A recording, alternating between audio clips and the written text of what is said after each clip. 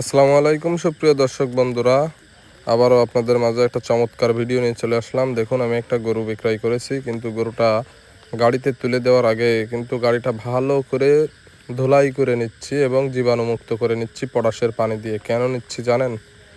যে দাদার কাছে গরুটা বিক্রয় করেছি সেই দাদার গরু গোয়ালে 30টার অধিক গরু আছে। আর এই গাড়িতে ধরেন বিভিন্ন ধরনের গরু বাছুর আনা নেওয়া করে, সেই ক্ষেত্রে জীবাণুমুক্ত অবশ্যই করা উচিত। এরকম গাড়ির কারণেই কিন্তু গরু খুরা রোগে আক্রান্ত হয়।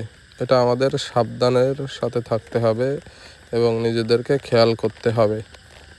দেখুন, গরুটা দেওয়ার আগে কিন্তু দুধ দোয়াই নিচ্ছি। দুধ দোয়াই নিয়ে গরুটা দিয়ে দেব। গরুটা বাচ্চা মারা গেছে, সব মিলে 15 দিন বয়স বাচ্চার।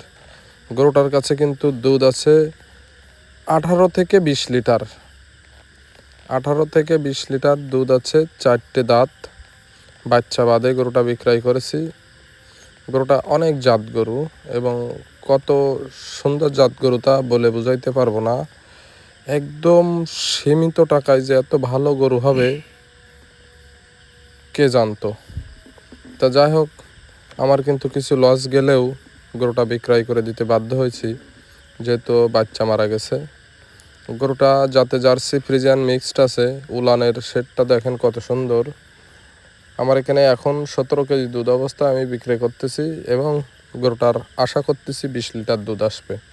বিক্রয় করেছি মাত্র 1,70,000